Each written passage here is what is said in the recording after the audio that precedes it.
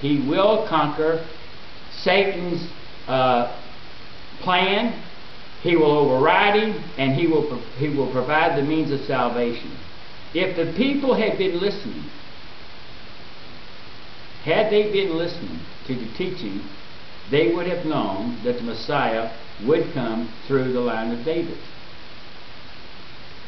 The royal line of King David, who was a righteous king, who was God's king. He would establish the great kingdom which began to decline through his son Solomon, and certainly didn't exist in the reign of Saul. And as you read the history of Israel, they were split after the reign of Solomon. So it was Saul, David, and Solomon. Well,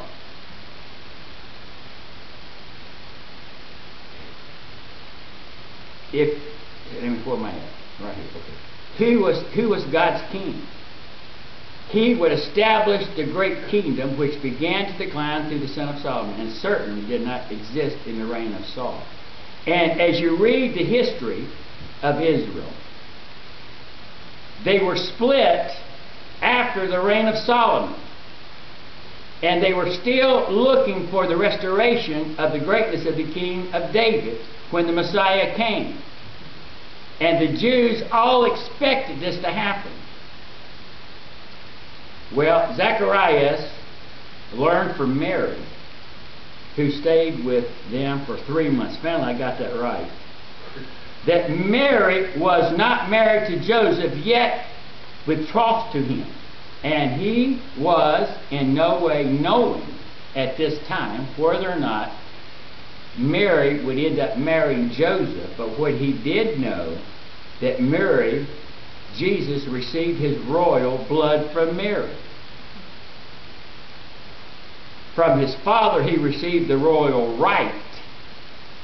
This was the son of David. And as we see in Psalm 132 verse 17, the Messiah is called the horn of David. Psalm 132 verse 17. Where do we see the Davidic covenant? Back in 1990, when I went to the Shepherds Conference, I picked up this book. In 1990, I went to California, and in their bookstore, they had this book. It is Towards an Old Testament Theology by Walt Kaiser Jr. And I picked this book up, Towards an Old Testament Theology. Now, what is that? And this book, some 275 pages,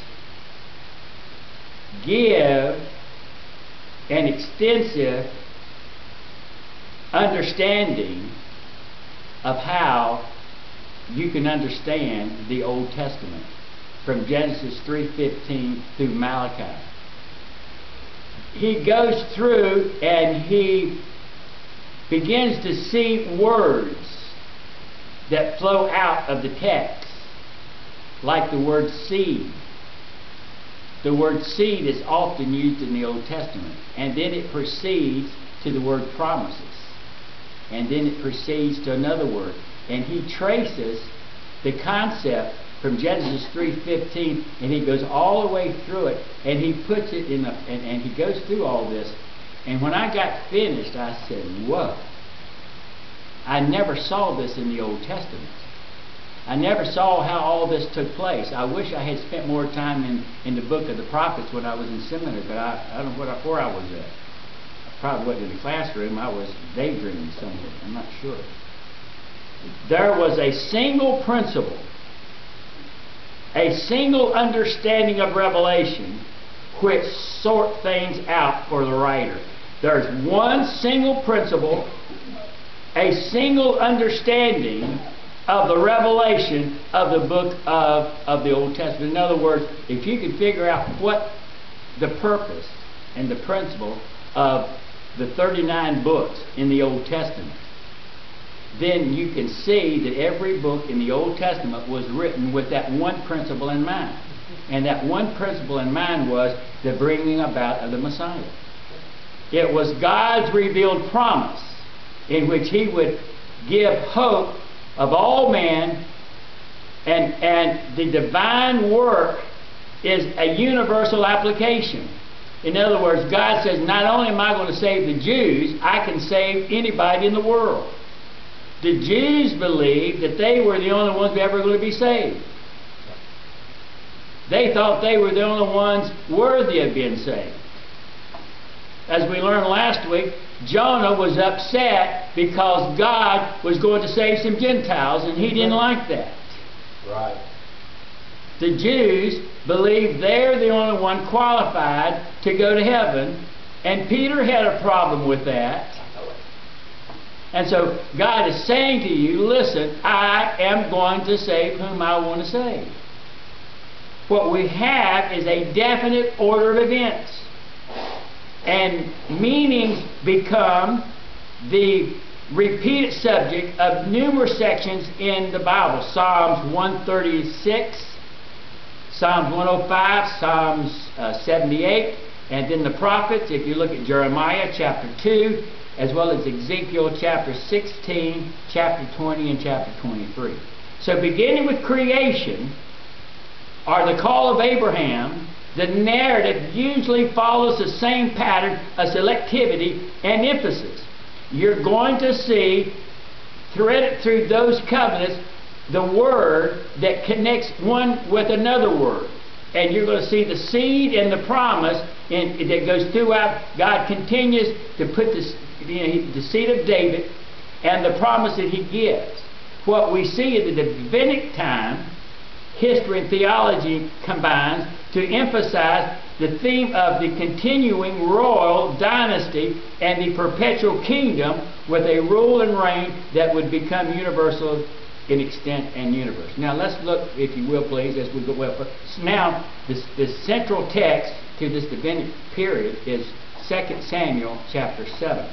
It is in more places, but if the one book that ties it in is 2 Samuel chapter 7. And while we enter into this covenant, we see what is happening is by a continuation of what was made to Moses. So the promise that God made to Moses, he carries it through Abraham, and then he carries the Abraham promises through David. He said, 2 Samuel chapter 7, I believe in verse 9, is, I will make you a great name, which is in Genesis chapter 12 and verse 2. He said in verse 10, I will appoint a place for Israel and plant them. We saw that in Genesis 15:18. Verse 12, he says, I will set up your seed after you, which we see in Genesis 17:7. And then in verse 14 it says, he will be my son. And we saw that in Exodus chapter 4 and verse 22. And then in verse 23 and 24, I will be to you for a God, and you shall be to me a people. And he said that in Genesis 17 as well. So 2 Samuel chapter 7, look at verse 23, is a clear allusion to the identical question in Deuteronomy 4. In other words, Deuteronomy 4 says what 2 Samuel says, who is like thy people, like Israel, one nation in the earth, who Elohim has given. So, what was in the mind of Zacharias at this moment, as Genesis 3 is important, so is 2 Samuel chapter 7. So, what is the point of this passage? What is the real job of the preacher in preaching this text? What is the point of the passage? So what are you trying to say? What are you trying to say here? David is in his house. Let's go back to the very beginning. David is in his house, and he is comfortable because he's got a strong military position. And his enemies are at rest. It is the kind of a strong position that the Cold War has ended. And he's very satisfied. And as he's sitting in his lounge chair and he's looking at what's happening around him, he said, you know, this is a wonderful place to live. Man, you talking about a house? I live in a house. It's the most expensive house in all the world. This is a wonderful house. And you know, I'm kind of sad. I'm in this palace and God's in a tent. Now that's sad. Because the Ark of the Covenant was still in the tabernacle, and there was no temple at this time. And he was concerned that he had this beautiful house, and God was in a tent. And he didn't have a temple to dwell in.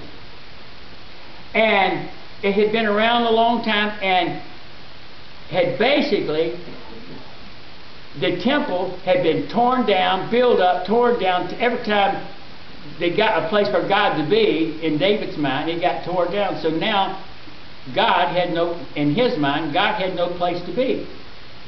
And he said, why should I have this beautiful house to live in, and my God has no place to dwell? So he went to Nathaniel, the prophet. And he had a conversation with Nathaniel. He said, now I dwell in the house of cedar. Thou art a God. The ark of God dwells in a tent. You know, this really is not really right. David misunderstood God. And Nathan thought, you know, that was a great thought. And the implication was, I'm going to build a house of God. David wanted to build a house of God so God could dwell in it. I'm going to build God a greater house than I have. And I'm the man that's going to build the house. I'm the man that's going to build the temple so that God can dwell in. A house, I have a house of cedar, and God is God. He deserves something better than a tent. Here's the word for God. Do we need to worry about God?